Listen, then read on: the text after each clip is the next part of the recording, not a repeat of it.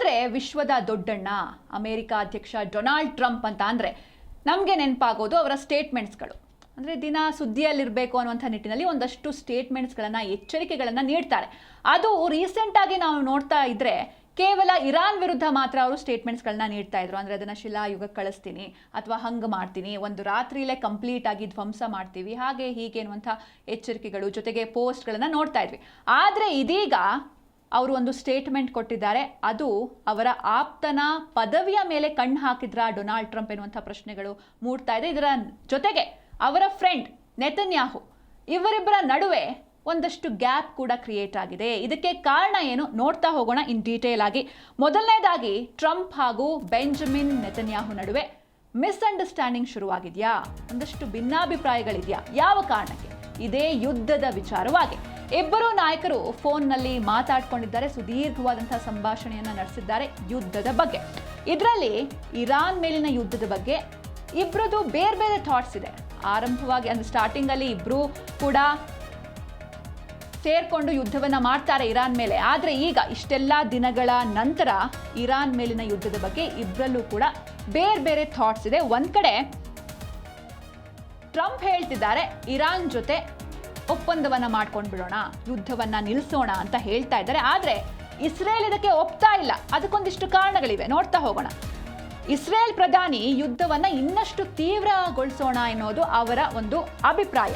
ಹಾಗೆ ಅಮೆರಿಕ ಹಾಗೂ ಇರಾನ್ ನಡುವೆ ಒಂದು ಇಂಟೆಂಟ್ ಲೆಟರ್, ಈ ಬಗ್ಗೆಯೂ ಕೂಡ ಫೋನ್ನಲ್ಲಿ ಚರ್ಚೆ ಮಾಡಿದ್ದಾರೆ. ಅಂದರೆ ಇಂಟೆಂಟ್ ಲೆಟರ್ನಲ್ಲಿ ಏನಿದೆ ಅಂತ ಅಂದರೆ ಈ ಪತ್ರದ ಉದ್ದೇಶ ಮುಖ್ಯವಾಗಿ ಈ ಯುದ್ಧವನ್ನ ಅಧಿಕೃತವಾಗಿ ನಿಲ್ಲಿಸ್ಬಿಟ್ಟು ಒಂದು 30 ದಿನಗಳ ಕಾಲ ಮಾತುಕತೆಯನ್ನು, 30 ದಿನಗಳ ಬಳಿಕ ಮಾತುಕತೆಯನ್ನು ಸ್ಟಾರ್ಟ್ ಮಾಡಬೇಕು ಅನ್ನೋದು, ಅಥವಾ ಈ 30 ದಿನಗಳ ಒಳಗೆ ಮಾತುಕತೆಯನ್ನು ಸ್ಟಾರ್ಟ್ ಮಾಡಬೇಕು ಅಂತ. ಬಟ್ ಈ ಒಂದು ವಿಚಾರದಲ್ಲಿ ಈ ಪರಮಾಣು ಕಾರ್ಯಕ್ರಮ ಆಗಿರ್ಬೋದು, ಹಾರ್ಮುಜ್ ಜಲಸಂಧಿ ಓಪನ್ ಮಾಡೋ ವಿಷಯ ಇವೆಲ್ಲವೂ ಇದೆ. ಆದರೆ ನೆತನ್ಯಾಹುಗೆ ಇದು ಇಷ್ಟ ಇಲ್ಲ. ಅಕಸ್ಮಾತ್ ಏನಾದರೂ ಯುದ್ಧ ನಿಲ್ಲಿಸಿದ್ರೆ ಇರಾನ್ ಮತ್ತೆ ಸ್ಟ್ರಾಂಗ್ ಆಗುತ್ತೆ. ಇರಾನ್ ಸ್ಟ್ರಾಂಗ್ ಆಗಬಾರ್ದು, ಇರಾನ್ ಮಂಡಿ ಉರ್ಬೇಕು ಅನ್ನೋದೇ ನೆತನ್ಯಾಹು ಅವರ ಏಮ್ ಆಗಿತ್ತು. ಹೀಗಾಗಿ ಅದನ್ನು ಅವರು ಒಪ್ತಾ ಇಲ್ಲ. ಹೀಗಾಗಿ ಏನಾಗುತ್ತೆ, ಇದು ಯಾವ ರೀತಿ ಮುಂದೆ ಸಾಗುತ್ತೆ ಕಾದು ನೋಡಬೇಕು. ಇದರ ಜೊತೆಗೆ ನಾನು ಆಗಲೇ ಹೇಳಿದೆ, ಟ್ರಂಪ್ ಅವರು ಅವರ ಫ್ರೆಂಡ್ನ ಪದವಿ ಮೇಲೇನೆ ಕಣ್ಣಿಟ್ಟಿದ್ದಾರಾ ಅಂತ.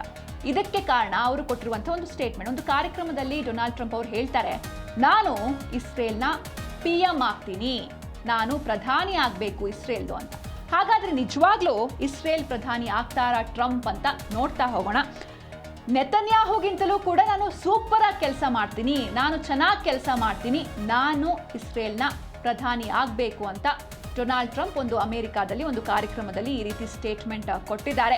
ನೆತನ್ಯಾಹುಗಿಂತಲೂ ನಾನು ಚೆನ್ನಾಗಿ ಕೆಲಸ ಮಾಡ್ತೀನಿ, ನನಗೆ ಇಸ್ರೇಲ್ PM ಆಗುವಂಥ ಆಸೆ ಇದೆ ಎನ್ನುವಂಥ ಒಂದು ಸ್ಟೇಟ್ಮೆಂಟ್ನ ಡೊನಾಲ್ಡ್ ಟ್ರಂಪ್ ನೀಡಿದ್ದಾರೆ. ಇದರ ಜೊತೆಗೆ ಗ್ರೀನ್ಲ್ಯಾಂಡ್ ಹಾಗೂ ಕ್ಯೂಬಾ ಇವೆರಡು ದ್ವೀಪಗಳನ್ನು ನಾನು ಸ್ವಾಧೀನಪಡಿಸ್ತೀನಿ, ಹಾಗೆ ಕೆನಡಾ ಏನಿದೆ ರಾಷ್ಟ್ರ, ಅದನ್ನು ನಾನು USA ಸೇರಿಸ್ಕೊಂಡು ಅದನ್ನು ಒಂದು ರಾಜ್ಯವನ್ನಾಗಿ ಮಾಡ್ಕೊಳ್ತೀನಿ ಎನ್ನುವಂಥ ತಮ್ಮ ಆಸೆಯನ್ನು ಕೂಡ ವ್ಯಕ್ತಪಡಿಸಿದ್ದಾರೆ. ಆದರೆ ಯಾವಾಗ ನೋಡಿದ್ರು ನನಗೆ ಅಮೇರಿಕಾನೇ ನನಗೆ ಮೊದಲು, ಅಮೇರಿಕಾನೇ ಫಸ್ಟ್ ಅಂತ ಹೇಳ್ತಾ ಇದ್ದ ಟ್ರಂಪ್ ಇದೀಗ ನಾನು ಇಸ್ರೇಲ್ನ ಪ್ರಧಾನಿ ಆಗ್ತೀನಿ ಅಂತ ಹೇಳಿರೋದು ನಿಜಕ್ಕೂ ಕೂಡ ಜಾಗತಿಕ ಮಟ್ಟದಲ್ಲಿ ಸಾಕಷ್ಟು ಚರ್ಚೆಗೆ ಕಾರಣ ಆಗ್ತಾ ಇದೆ. ಹಾಗಾದರೆ ನಿಜವಾಗ್ಲೂ ಇವ್ರು ಹೇಳಿದ ತಕ್ಷಣ ಆಗ್ತಾರಾ? ಅಷ್ಟೊಂದು ಈಸಿನಾ? ಈಗ ಯಾರೋ ಒಬ್ಬ ಎಲ್ಲೋ ಕುತ್ಕೊಂಡು ನಾನು ಇನ್ನೊಂದು ದೇಶದ PM ಆಗ್ತೀನಿ ಅಂತ ಅಂದರೆ ಅದಷ್ಟು ಈಸಿನಾ? ಅದು ಮುಂದೆ ನೋಡ್ತಾ ಹೋಗೋಣ. ಹಾಗೆ ಇದರ ಜೊತೆಗೆ ಇನ್ನೊಂದು ಅವ್ರು ಹೇಳಿದ್ದು ಅಂದರೆ ಇಡೀ ಮ್ಯಾಪ್ ಏನಿದೆ, ನಮ್ಮ ವರ್ಲ್ಡ್ ಮ್ಯಾಪ್, ಅದನ್ನೇ ಚೇಂಜ್ ಮಾಡೋದಕ್ಕೂ ಕೂಡ ಡೊನಾಲ್ಡ್ ಟ್ರಂಪ್ ಹೊರಟಿದ್ದಾರೆ. ಗ್ರೀನ್ಲ್ಯಾಂಡ್ ಹಾಗೆ ಕ್ಯೂಬಾವನ್ನು ಸ್ವಾಧೀನಪಡಿಸಿಕೊಳ್ಳುವ ಜೊತೆಗೆ ಕೆನಡಾ ರಾಷ್ಟ್ರವನ್ನು ಅಮೆರಿಕದ ಜೊತೆಗೆ ಒಂದು ರಾಜ್ಯವನ್ನಾಗಿ ಸೇರಿಸ್ಕೊಳ್ತೀನಿ ಅಂತಲೂ ಕೂಡ ಘೋಷಣೆಯನ್ನ ಮಾಡಿದ್ದಾರೆ. ಅಂದರೆ ಇಲ್ಲಿವರೆಗೂ ಗೊತ್ತಿತ್ತು ನೆರೆಯ ರಾಷ್ಟ್ರಗಳ ಮೇಲೆ ಅಥವಾ ನೆರೆಯ ರಾಷ್ಟ್ರ ಕೆನಡಾ ಹಾಗೆ ದ್ವೀಪ ರಾಷ್ಟ್ರಗಳ ಮೇಲೆ ಟ್ರಂಪ್ ಕಣ್ಣು ಬಿದ್ದಿದೆ ಅನ್ನೋದು ಗೊತ್ತಿತ್ತು, ಆ ಒಂದು ಪ್ರಶ್ನೆಗಳು ಅನುಮಾನಗಳಿತ್ತು. ಆದರೆ ಇದೀಗ ಅದಕ್ಕೆ ಅವರು ಉತ್ತರವನ್ನ ಕೊಟ್ಟಿದ್ದಾರೆ. ಹೌದು, ಈ ಆಸೆ ನನಗಿದೆ ಅಂತ ಹೇಳಿದ್ದಾರೆ. ಹೀಗಾಗಿ ಇದು ಜಾಗತಿಕ ಮಟ್ಟದಲ್ಲಿ ಸಾಕಷ್ಟು ಚರ್ಚೆಗೆ ಕಾರಣವಾಗ್ತಾ ಇದೆ. ಇದನ್ನ ಬಿಟ್ಟು ನಾನು ಆಗಲೇ ಹೇಳಿದಾಗೆ ಅವರ ಸ್ಟೇಟ್ಮೆಂಟ್, ನಾನು PM ಆಗ್ತೀನಿ, ನಾನು ಇಸ್ರೇಲ್ನ PM ಆಗುವಂಥ ಆಸೆ ನನಗಿದೆ ಅಂತ ಹೇಳಿದ್ದಾರೆ. ಹಾಗಾದರೆ ಅಷ್ಟು ಈಸಿಯಾಗಿ ಆಗಬಹುದಾ? ಕಾನೂನು ಏನು ಹೇಳುತ್ತೆ? ಒಂದು ದೇಶದ ಸಿಟಿಸನ್ ಮತ್ತೊಂದು ದೇಶದ ಪ್ರಧಾನಿ ಆಗಬಹುದಾ ಅಥವಾ ಅಧ್ಯಕ್ಷರಾಗಬಹುದಾ? ಇದನ್ನ ಈಗ ನೋಡ್ತಾ ಹೋಗೋಣ. ಇದ್ರ ಬಗ್ಗೆ ಲಾಸ್ ಏನೆಲ್ಲ ಇದೆ, ಕಂಡೀಷನ್ಸ್ ಏನೆಲ್ಲ ಇದೆ, ಅಷ್ಟೊಂದು ಈಸಿನಾ? ಹೇಳ್ದಷ್ಟು ಈಸಿನಾ? ಕಾನೂನು ಏನು ಹೇಳುತ್ತೆ ಎಲ್ಲವನ್ನ ಇನ್ ಡೀಟೇಲ್ ನೋಡೋಣ. ಟ್ರಂಪ್ PM ಕನಸು ಕಾನೂನು ಏನು ಹೇಳುತ್ತೆ? ಸೊ ಮೊದಲನೇದಾಗಿ ಫಸ್ಟ್ ಆಫ್ ಆಲ್ ಆ ವ್ಯಕ್ತಿ ಈಗ ಯಾವುದೇ ದೇಶದ ಪ್ರಧಾನಿ ಆಗಬೇಕು ಅಂತ ಅಂದರೆ ನಾವು ಈಗ ಇಸ್ರೇಲ್ ನೋಡ್ತಾ ಹೋಗೋಣ. ಇಸ್ರೇಲ್ ದೇಶದ ಪ್ರಧಾನಿ ಆಗಬೇಕು ಅಂತ ಅಂದರೆ ಆತ ಆ ದೇಶದ ಸಿಟಿಸನ್ ಆಗಿರಬೇಕು, ನಾಗರಿಕ ಆಗಿರಬೇಕು. ಇಸ್ರೇಲ್ ಸಂಸತ್ ಸದಸ್ಯರು ಅಥವಾ ಪ್ರಧಾನಿ ಹುದ್ದೆಗೆ ಏರುವಂಥವರು ಬೇರೆ ಯಾವುದೇ ದೇಶದ ನಾಗರಿಕತ್ವವನ್ನು ಹೊಂದಿರಬಾರ್ದು. ಅಂದರೆ ನಾನು ಅಮೇರಿಕಾದಲ್ಲಿ ಕುತ್ಕೊಂಡು ಅಮೇರಿಕಾದ ಸಿಟಿಸನ್ ಆಗಿ ನಾನು ಇಸ್ರೇಲ್ನ PM ಆಗೋದಕ್ಕೆ ಸಾಧ್ಯನೇ ಇಲ್ಲ. ಕಡ್ಡಾಯ ನಾಗರಿಕತ್ವ ಇರಬೇಕು. ಹಾಗೆ ಅದೇ ಇಸ್ರೇಲ್ ಪ್ರಧಾನಿ ಆಗೋದಕ್ಕೆ ಆ ದೇಶದ ನಾಗರಿಕತ್ವ ಇರೋದು ಕಡ್ಡಾಯ. ಟ್ರಂಪ್ ಏನಾದರೂ ಈಗ ಅವರು ಸ್ಟೇಟ್ಮೆಂಟ್ ಕೊಟ್ಟ ಹಾಗೆ ಇಸ್ರೇಲ್ನ PM ಆಗಬೇಕು ಅಂತ ಅಂದರೆ ತಮ್ಮ ನೆಚ್ಚಿನ ಅಮೇರಿಕಾವನ್ನು ಬಿಟ್ಟು ಹೊರಗಡೆ ಬರಬೇಕಾಗತ್ತೆ.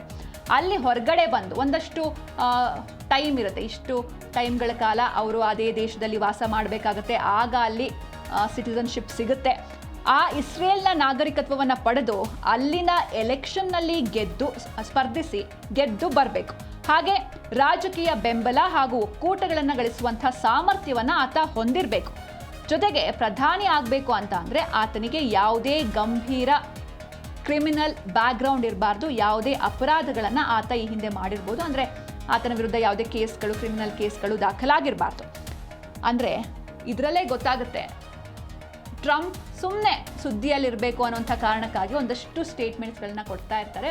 But practically it is not possible. ಸುಮ್ಮನೆ ನಾನು ಫೇಮಸ್ ಆಗಬೇಕು, ಈಗ ನಾನು PM ಆಗ್ತೀನಿ ಅನ್ನೋ ಆಸೆ ಅಂತ ಹೇಳ್ತಾರೆ. ಬಟ್ ಎಲ್ಲ ಆಸೆಗಳನ್ನು ಈಡೇರಿಸೋದಕ್ಕೆ ಸಾಧ್ಯ ಇಲ್ಲ, ಯಾಕಂದರೆ ಕಾನೂನು ಬೇರೆ ರೀತಿ ಇರುತ್ತೆ. ಓಕೆ, ಇದಿಷ್ಟು ಟ್ರಂಪ್ ಹೇಳಿರುವಂಥ ಸ್ಟೇಟ್ಮೆಂಟ್. ಆದರೆ ಇನ್ ಜನರಲ್ ಓವರ್ ಆಲ್ ಆಗಿ ಇಸ್ರೇಲ್ನ ಪ್ರಧಾನಿ ಆಗೋದು ಹೇಗೆ, ಅಲ್ಲಿ ಏನೆಲ್ಲ ಪ್ರೊಸೀಜರ್ ಇರುತ್ತೆ, ಯಾವ ರೀತಿ ಸಿಟಿಸನ್ ಆಗಿರಬೇಕು ಅನ್ನೋದು ಗೊತ್ತಿದೆ. ಅದರ ಜೊತೆಗೆ ಏನೆಲ್ಲ ಪ್ರೊಸೀಜರ್ ಇರುತ್ತೆ ನೋಡ್ತಾ ಹೋಗೋಣ. ನಮ್ಮ ಭಾರತದಲ್ಲಿ ಯಾವೆಲ್ಲ ರೂಲ್ಸ್ ಇದೆ, ಕಂಡೀಷನ್ಸ್ ಇದೆ, ಪ್ರೊಸೀಜರ್ ಇದೆ, ಅದೇ ರೀತಿ ಆಲ್ಮೋಸ್ಟ್ ಇಸ್ರೇಲ್ನಲ್ಲೂ ಕೂಡ ಸೇಮೇ ಇರುತ್ತೆ. ಇಸ್ರೇಲ್ನಲ್ಲಿ ಪ್ರಧಾನಿ ಆಗೋದು ಹೇಗೆ ಅಂತ ನೋಡ್ತಾ ಹೋಗೋದಾದರೆ ಮೊದಲನೇದಾಗಿ ಭಾರತದಂತೆಯೇ ಇಸ್ರೇಲ್ ಕೂಡ ಒಂದು ಸಂಸದೀಯ ಪ್ರಜಾಪ್ರಭುತ್ವ ರಾಷ್ಟ್ರ.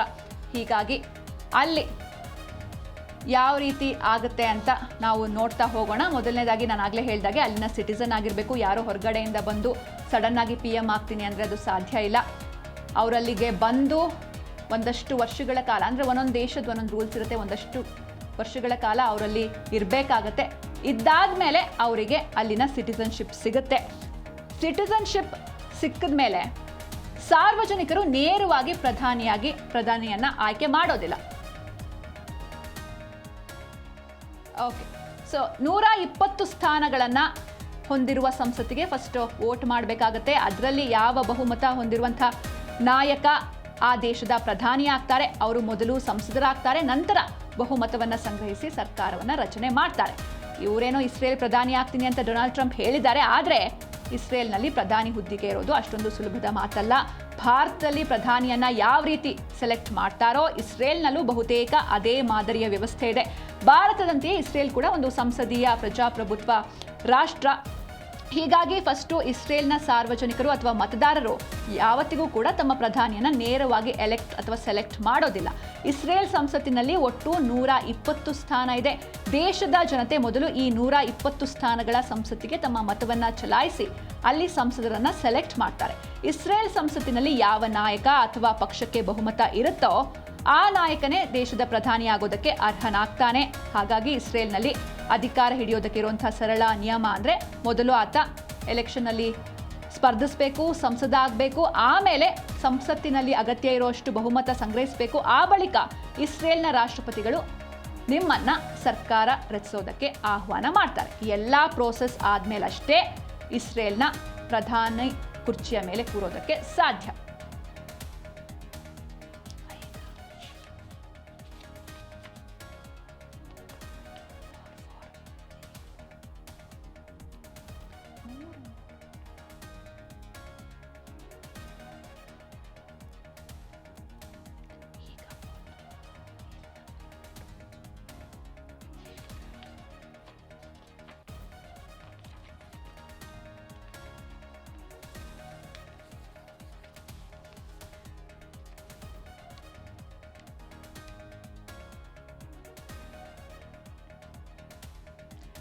ಇಷ್ಟೆಲ್ಲದರ ನಡುವೆ ಇಸ್ರೇಲ್ ಹಾಗೂ ಅಮೆರಿಕ ಒಂದು ದೊಡ್ಡ ಪ್ಲಾನ್ ಅನ್ನ ಮಾಡಿತ್ತು. ಆ ಪ್ಲಾನ್ ಕೂಡ ಇದೀಗ ಫ್ಲಾಪ್ ಆಗಿದೆ. ಅಂದ್ರೆ ಯುದ್ಧ ಯಾವಾಗ ಆರಂಭ ಮಾಡುತ್ತೆ, ಒಂದಷ್ಟು ಪರಮಾಣು ಅದು ಇದು ಎಲ್ಲ ಓಕೆ, ಬಟ್ ಇಡೀ ಇರಾನ್ನ ತನ್ನ ಕಂಟ್ರೋಲ್ಗೆ ತಗೊಳ್ಬೇಕು ಅನ್ನೋದು ಮೇನ್ ಏಮ್ ಕೂಡ, ಅಂದ್ರೆ ಅವರ ಟಾರ್ಗೆಟ್ ಅಲ್ಲಿ ಒಂದಾಗಿತ್ತು.